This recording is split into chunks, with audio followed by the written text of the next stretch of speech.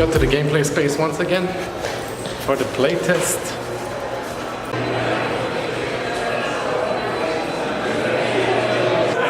So I'm just here at the playtest tonight. There's a few games. I'm just gonna do the tour quickly. I'm not sure how much I'm gonna document it, but I'll show you the few games that are here.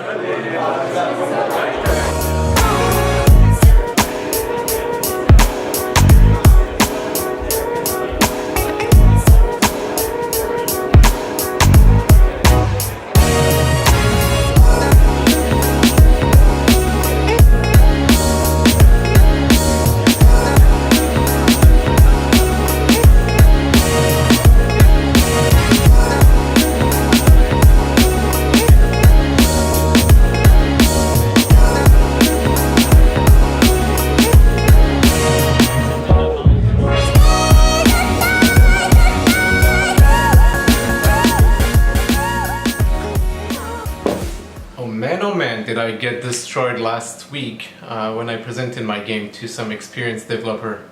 Which is why today I want to go through the concept of playtesting your game at any cost, anytime you can.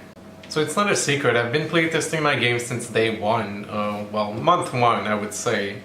When I started making the game, it was much easier for me to test the game because they had less things to test, and it was a bit less embarrassing when something was breaking because the game was definitely in a prototype stage. But to be able to playtest the final version of the game is a little bit more putting yourself out there and try to not be too worried about the feedback that you'll get, because that's something that happens to me a lot, is I'm worried that people will judge what I've been creating. So for the sake of this video, I went back to my notebook, saw all of the playtesting notes that I had written in the past. Playtesting is taking a lot of notes, making sure you fix a lot of the bad issues. It's constantly learning about what needs to be changed in your game, how can it be improved, what's confusing to the player, what's not liked by the player, what's the recurrent theme that they struggle with, etc. It's the best way to know that what you're building is good and will keep being good. Playtesting needs to be done at any stages. Every chance you have to playtest should be an opportunity for you to playtest, to put your game out there and get very critical feedback to what you've been building over the past, however long it's been since the last playtest. In my case, when I started, the game was very different. It was really prototype. I was testing the mechanics. I wasn't sure what would be in the end game, what would not be in the end game. And it was very important for me to playtest really early because I was new at making games and I had no idea what I was doing. For example, one of the things I remember is I had stationary save points, traditional, where you had to go to a specific point in the game to save your progress. And the first reaction was that this is not something you should do today anymore. Like, there's no reason why a player should be doing 2 or 3 puzzles and then go to a stage where they can save the game, especially not for puzzle games. When I started the game, it was a mix of puzzle and combat aspect, but in my case, since I was new, I was learning a lot of the things I was doing. Right at the beginning was really showing a lack of effort into one of the two mechanics. So after the feedback I received, I decided to cut the combat mechanic out of the game and focus really on the puzzle aspect. And then I went to the next stage. Okay, the puzzles are interesting now. How do I mix that with the environment? If I have an environment of a forest, of a spaceship, is it going to confuse the player or can I make it work? So the next stage at playtesting was me trying to figure out if puzzles are possible in the forest and try to do a first version and have it playtest and see what will confuse the player. Is the lack of clear walls or like nice blockings.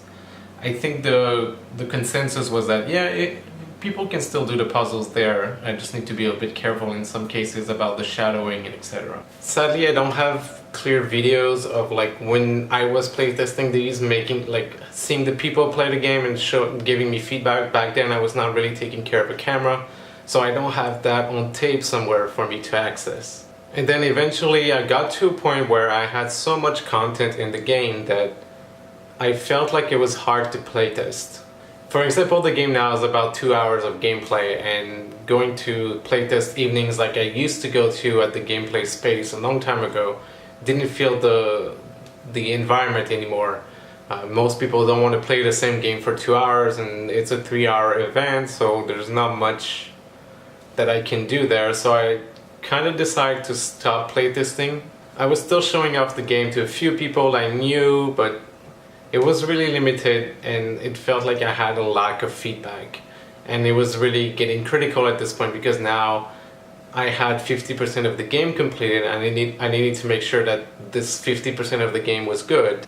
So here comes last week. I had the chance to speak with an experienced puzzle game developer that has shipped at least 3 games, at least 3 successful games.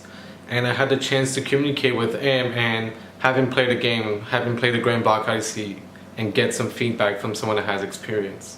And what happened there was so much different than what I had expected. I had been showing off the game at Comic-Con and a few events, and people really seemed to like it, but this guy, he was not impressed. You see, it's very different when somebody that has experience and play your game, they can be a lot more critical about what you're doing.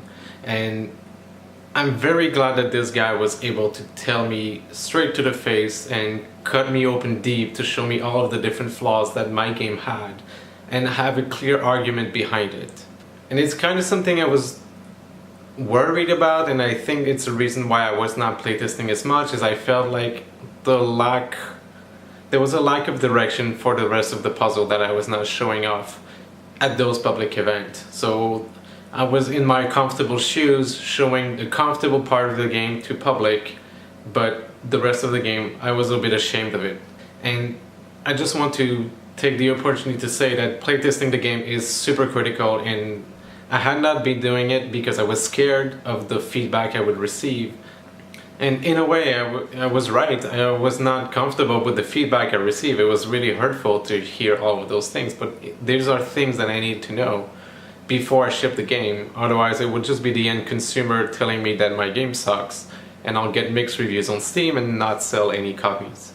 Now, a few things you need to keep in mind when you get feedback at playtest event are the following. And I'm going to use my new friend here to share some of the ideas. Number 1, it's not personal. The people that are giving you feedback on your game are not hating on you, they're not hating on the game. They're there to help you. They're there to share what they, as a potential consumer, see as wrong or good in your game. People are there to help you, so when they share something, it's because it's something that affects them when they play the game and they don't enjoy it, or they enjoy it very much. So I know you've been working on the game for a lot of time and you put a lot of hours in there, but you need to most of the time change a few things if they point it out. Not all feedback is important. Sometimes you'll show something to somebody and it just happens that they have bad ideas, so they'll tell you something doesn't work, and it might be because they don't understand truly what you had in mind behind it. So you don't have to take what they tell you as gold. They might be right, they also might be wrong. They might not have the experience you have, they might not have the full vision of the game that you have, and what they tell you is just plain wrong, and you should be able to filter the elements that are important and the ones that are not important. There's also a few things that you need to be careful. Somebody that might not, in my case, like puzzle games, if they say something about a puzzle game that does not, like, no matter how much you change the game, they still won't buy it. And I guess another point that's important to know is not all feedback is important, because some ideas might be very nice, some ideas might be good, some ideas might improve the game, but is it really worth the investment of time and energy to do it?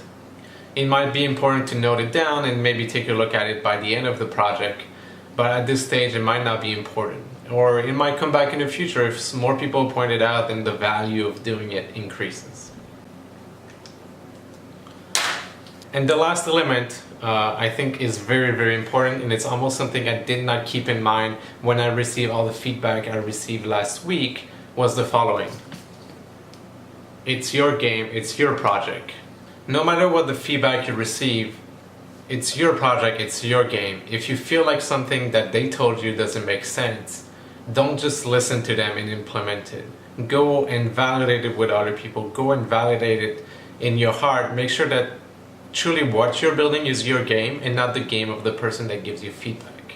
Games are amazing because there's so many ways you can do things, and not because somebody has done the path before you that you should follow the exact same rules that they did. No, you have your own creative energy, you have your own creative vision. Well, please follow that to your best. In the end, if you follow the vision of someone else and the game fails, well, you won't be happy with yourself. And even if it succeeds, if you're not proud of what you built and you're embarrassed about it, then you also won't be happy.